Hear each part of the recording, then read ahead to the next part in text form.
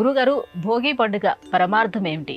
భోగాలను అందించే ఈ భోగి పండుగను ఎలా విశ్లేషించుకోవాలి? భోగము కలది భోగి. భోగము అనే పదానికి అర్థం పడగ అని అర్థం అమ్మా. భోగి అంటే పాము అని అర్థం. భోగి పండగ అంటే పాముల యొక్క పండగ, పాము యొక్క పండుగ. ఇదేమిటండి, చక్కగా సంక్రాంతికి సంబంధించిన భోగి గురించి చెప్పమంటే మీరు పాము పండగ అంటారు. ఏంటంటే ప్రతిదానికి, ప్రతి పండగ వెనకాల మన సంస్కృతి సంప్రదాయం ఉంటుందమ్మా. పాము అనంటే మన వెన్నుపూస అని ఏదైతే అంటుంటామో దాన్ని వెన్ను పాము అంటారు. దానికి ఇంకొక పేరు. పాము పడగ కిందకుండి తోక పైకి ఉంటుంది. కుండలిని శక్తి అంటారు. అంటే మనం కూర్చునేటువంటి ఆసనం పడగ, ఈ పైన ఉండేటువంటి బిందువు ఇది తోక. కుండలిని శక్తి ఆ సుషుమ్నా నాడి దగ్గర కలిసి ఉన్నటువంటి ఆ కుండలిని శక్తిని జాగృతం చేయాలి. ఆ పడగ 3 చుట్ల కింద చుట్టి ఉంటుంది ప్రతి మానవుడి యొక్క శరీరంలో. ఆ 3 చుట్లే మొదటి చుట్టు భోగి, రెండవది సంక్రాంతి, మూడోది కనుము. అంటే ఈ 3 రోజులు పండగ ఇది. అంటే ఆ 3 చుట్ల గురించి నువ్వు ఆలోచించరా అబ్బాయి, లేకపోతే నీ బతుకింతే. మళ్ళీ వచ్చే జన్మలో ఏ దున్నపోతు కిందో ఏ కుక్క కిందో మళ్ళీ నువ్వు పుట్టవలసిందే. నువ్వు చనిపోయే లోపుగా ఈ యోగం గురించి నువ్వు ఆలోచించు, ఈ కుండలిని శక్తిని గురించి నువ్వు ఆలోచించు.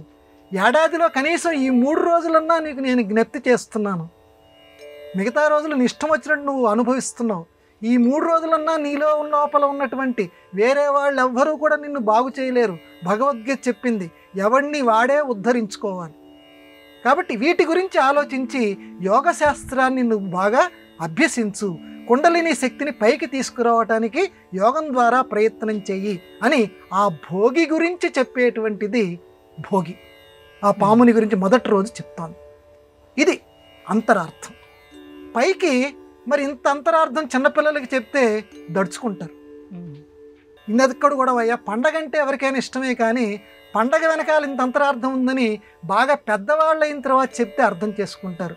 అందువల్ల హోమియోపతి మాత్రలాగా కొంచెం పంచదార కలిపి లోపల ఉన్నటువంటి దాన్ని అందిస్తే ప్రతి వాళ్ళు తీపి కింద దాన్ని ఆస్వాదిస్తారు.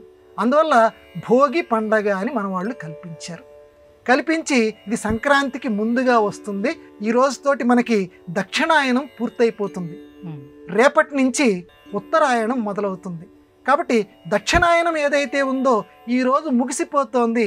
ఈ దక్షిణాయనంలో ఏదైతే నువ్వు చెడు భావనలు ఏదైతే ఉన్నాయో కనీసం ఈ రోజు నుంచైనా ఆ చెడు భావనల్ని ఈ భోగి మంటల్లో పడేసాయి, తగలబెట్టాయి. చెడు భావనలు తగలబెట్టమంటే వాడి దగ్గర ఉన్న చలనచిత్రంలో లాగా లోపల నుంచి తీసేసి చెడు భావన ఇలా పడటానికి లేదు. కాబట్టి ఇంట్లో ఉండే చెత్త సామాను ఏదైతే ఉంటుందో వాటన్నిటిని పనికిరావు అని ఏదైతే అనుకుంటున్నావో అలాంటి వాటన్నిటినీ తీసుకొచ్చి భోగి మంటల కింద వెయ్యి.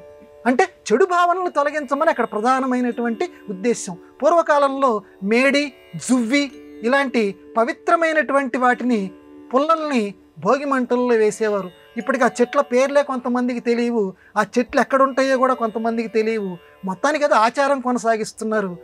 భోగి మంటల యొక్క పరమార్థం అది ఉంటుంది. సో ఇంతకీ భోగి మంటల ద్వారా నీలో చెడు భావనలు తొలగించు, అది భోగి. కాబట్టి ఈ రకంగా భోగి పండగ అటు సాంప్రదాయ పరంగా ఇటు లౌకిక పరంగా భోగి మంటలేసాం, నలుగురం ఒక చోట చేరతాం. ఇది ఒక రకంగా సామాజికంగా అందరినీ దగ్గర కలిపేటువంటి ఒక ప్రక్రియ. ఇది భోగి మంటల్లో ఉండేటువంటి ఒక పరమార్థం, భోగి పండుగలో ఉన్నటువంటి ఆంతర్యం.